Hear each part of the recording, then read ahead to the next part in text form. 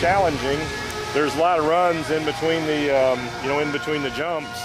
But if you get going too fast on all of those jumps, then you screw up the turns. And the way these turns are, you're going to have to be, I mean, that's a challenge getting through there just driving through it, let alone trying to race through it. So what my concern is on this kind of surface is some of the trucks that got coolant in them or stuff like that, they'll leak a little bit onto the track, and then those turns become really, really slippery. So the guy's going to have to be going really slow to make those turns efficiently, in my mind. So I don't know, we'll just have to see how it plays out.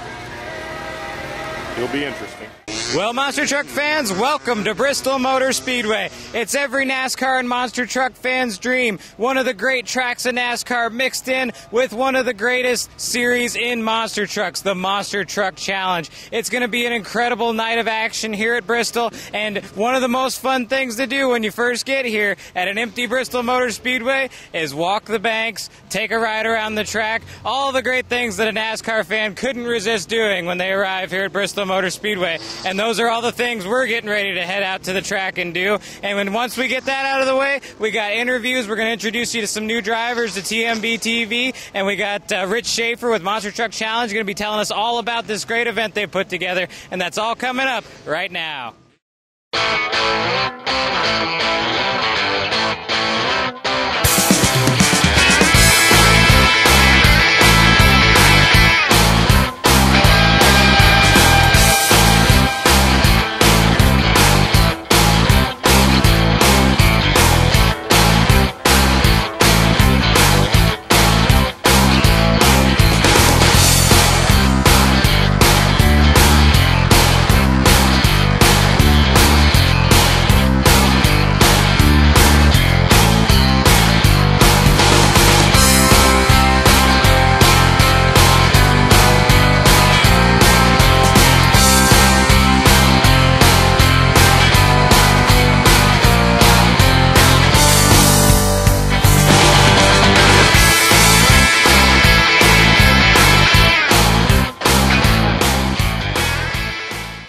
Well, fans, we've been having a great time looking all around Bristol Motor Speedway, and we've got the man here making it happen, Rich Schaefer with Monster Truck Challenge. Rich, this is the first Monster Truck Challenge of 2009. Lots of great stuff went on last year with all the great tracks you guys did, all the great events you did, and now you're here at Bristol Motor Speedway. Tell us how cool this is. Yeah, it's pretty neat. I came here about 15 years ago on my way to a Supercross in Charlotte, back when I worked for the boys up in Chicago, and we stopped here on our way to the race, and I sat with a guy named T.D. Lovett that worked with me. I said, you know what, sooner or later we're going to do a monster truck show right here at this track, and 15 years later, roughly, here we are.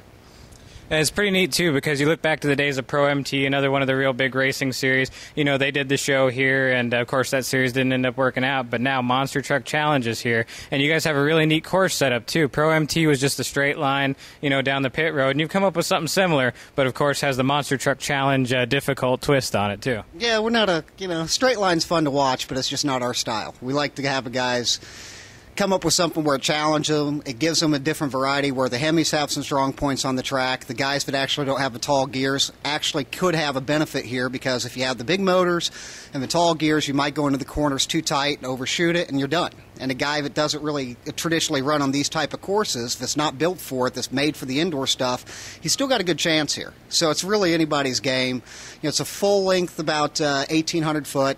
You're basically going to hit 6 sets of cars. You know, we were pretty limited on what we could do with the material here. We didn't want to bring in dirt because of the fact that we're coming up on the tail end of a cup race here in a couple of weeks.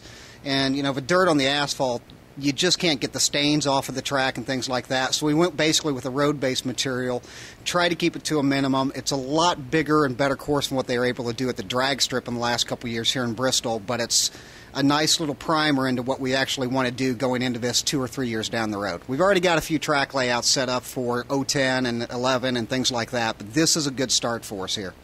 And it's really great how you're taking these venues, Speedway Motorsports, you know, Charlotte and Bristol, and you're building them into things that, you know, start a little bit smaller with a track like this, and who knows what you guys are going to be doing down the road. Yeah, well, the guys at SMI have always got it with monster trucks, and you can actually look, you know, what's out there in the press right now. Humpy Wheeler, who's been instrumental in helping me get in these places to begin with, he's no longer with SMI, but he was part of getting the the Monster Bash in Charlotte years ago, and this is our 10th year coming up in a few weeks.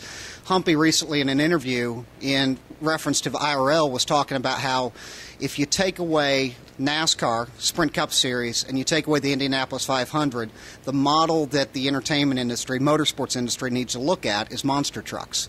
And he was basically comparing that with IRL, they need to look at what Monster Trucks does, and that's the future of their sport. So it's nice to look and see that the guys that have brought us into their house really do grasp what we do for a sport. It's pretty neat to be a part of it.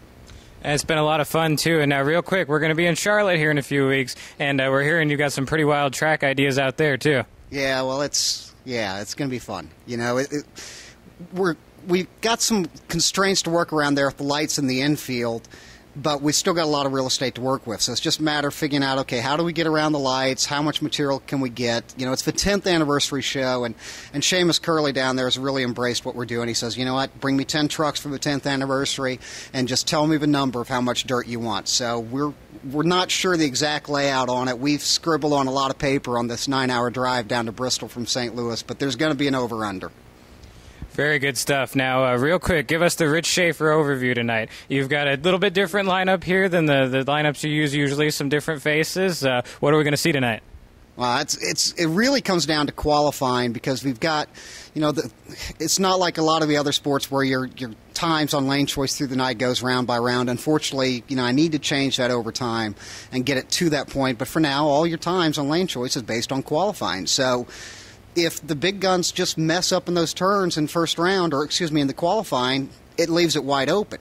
If the veterans here, like the Tim Halls, Mark Halls, and the Dan Patricks and the Randy Moores, drive their game that they're capable of, even Isaiah down there in the equalizer truck tonight, you know, it should be one of those big guys in the final. And it would be the storybook ending if you had Randy Moore in his hometown. You know, he's from a quarter mile outside the front gate. This town loves him.